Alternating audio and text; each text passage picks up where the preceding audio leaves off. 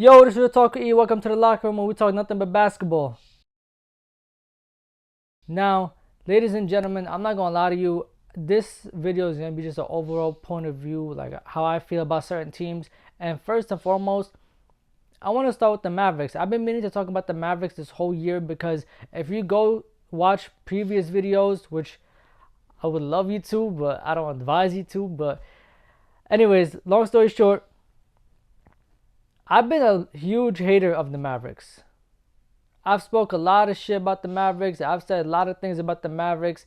I just, throughout the years up to this year, I didn't like the way they looked. I didn't like the way they were constructed. I didn't like anything about the Mavericks, and it's because all they had was Luka, Kyrie.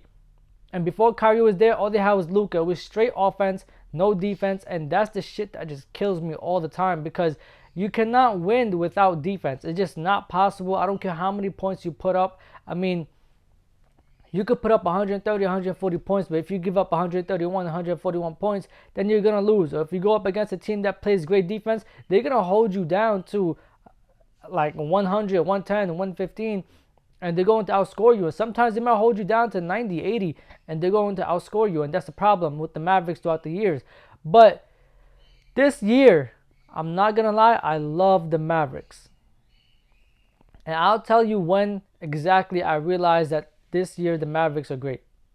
Now, I know last year they went to the finals. I know they competed against the Celtics. I know the Mavericks could have won a championship. I know all those, scenarios. If we know woulda, coulda, shoulda.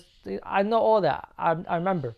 But I feel as if this year against the Memphis Grizzlies, I think it was in one of the games in the in-season tournament, and the Mavericks were playing terrible. I mean, they made their points, they made their buckets or whatever, but they were not taking care of the ball. They lost a lot of possessions to the Grizzlies.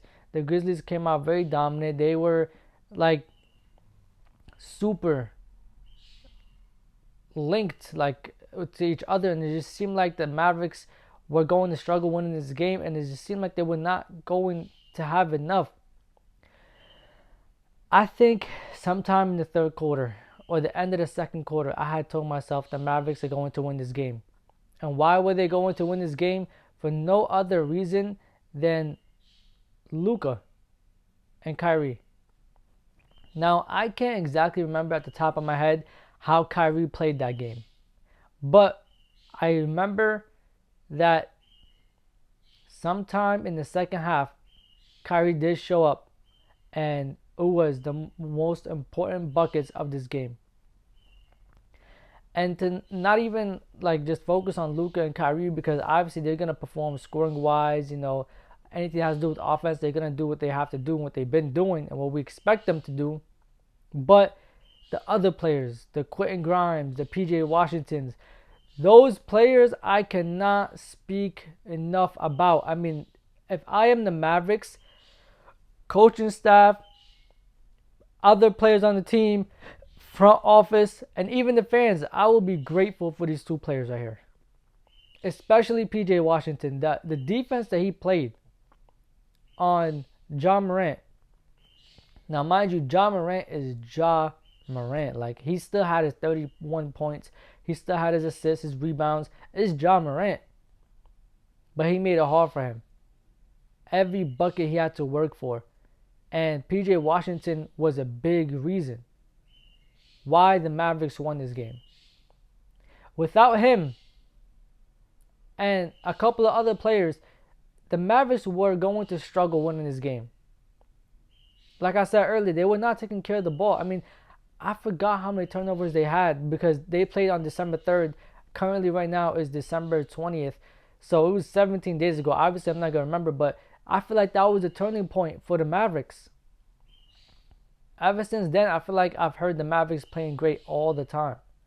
They just went up against the Warriors the other day, and Luka put up a 45-point triple-double, which is something that is not that we haven't seen before, but it's still, to me, honestly, is something that I don't take for granted, because how many players are going to do that on a daily basis, on a nightly basis, on even the weekly basis?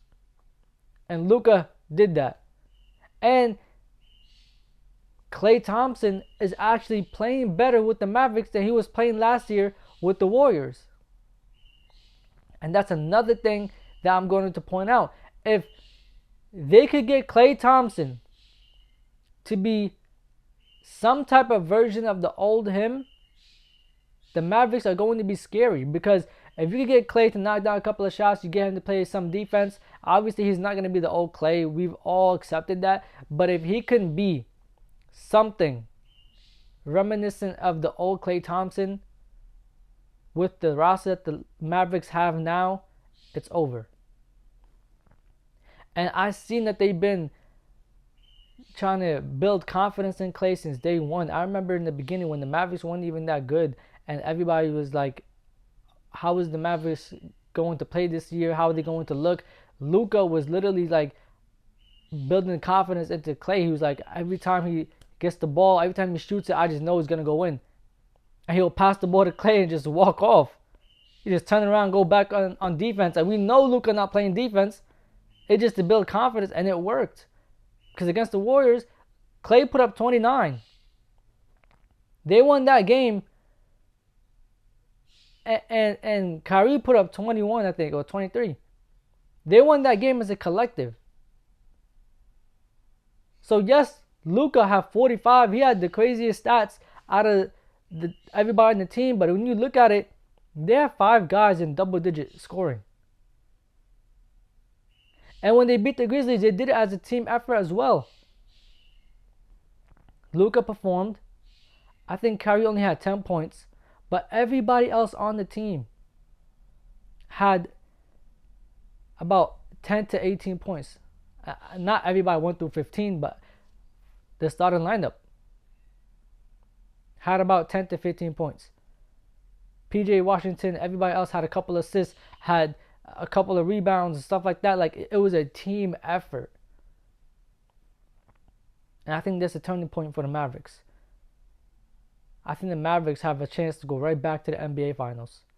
The only thing stopping them right now is injury, and really just how bad do you want it? Do you want it more than everybody else want it or not?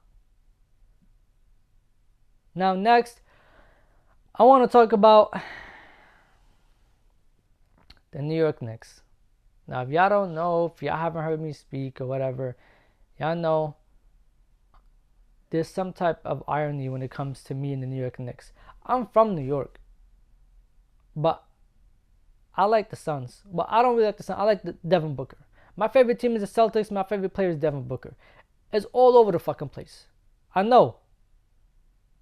And I apologize. But I never liked the Knicks because they always had Julius Randle, and I always just felt like it wasn't enough. There was something wrong, and they needed some type of change of scenery. Something had to change. And they brought in Thibodeau for the coach. Cool, is alright, whatever. But I just didn't like Julius Randle on the team. And I kept saying that over and over and over again. Nobody would listen to me. They got Julius Randle off. Brought in Mikal Bridges. Brought in Josh Hart. Obviously, before they got Julius Randle off, they also brought in Jalen Brunson, and now they brought in Cat. And just like the Mavericks all gelled and they turned their season around against the Grizzlies, the Knicks did that against the Suns. The Knicks went crazy against the Suns. I spoke about this before. Karl Anthony Towns and Jalen Brunson put up a 30-piece each against the Suns. And ever since then, the Knicks have not looked back. And actually, I'm kind of excited for them. I want to see where this roster can go. I want to see where this roster can take the New York Knicks, can take New York as a whole. Like last season, we went to Game 7 in the second round. And I'm not going to lie to you, being in the city, you felt it. Like, you felt the energy, and that was only a Game 7 in the second round. If this team can go further than that, oh my God, I can't wait to see the city, bro. The city's going to be so fire if we could get past the second round. And there's a lot of people to beat. There's a lot of things that we have to do. There's still a lot of building that we got to do as a city. But I can't wait, bro. Honestly, I'm so excited for the Knicks. It's the first time in a long time I can say it feels great to be from New York when it comes to sports, specifically basketball. It's the first time in a long time I can say I love the Knicks. It's the first time I can admit that I'm excited for the Knicks and their whole season. Now, another thing I'm excited for is the Knicks play the Timberwolves tonight. I cannot wait to see Karl Anthony Towns play against his old team. And he's going to Minnesota. I can't wait for this return because I know for a fact he was not sitting there expecting to be traded to the Knicks.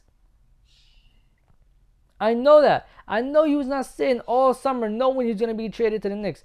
That was a last second thing. And I just want to see him play against the Timberwolves. I want to see how this turns out. The Timberwolves, I don't know. I don't know how I feel about the Timberwolves this year, but I want to see what the Knicks do against the Timberwolves. I can't wait. I'm excited for tonight's game, and I will speak about it tomorrow. So stay tuned for that video. That's going to be the main game I'm going to speak about tomorrow. And honestly, I pray and I hope that is not a bad game. I hope nobody gets blown out. I hope this is a game that's competitive from 0-0 to 0-0. From the beginning all the way to the end. I hope this game is competitive all 48 minutes. And I hope something interesting happens, honestly. But anyways, y'all, thank you so much for watching. Like, comment, subscribe, and share. Appreciate y'all for coming through the locker room and safety.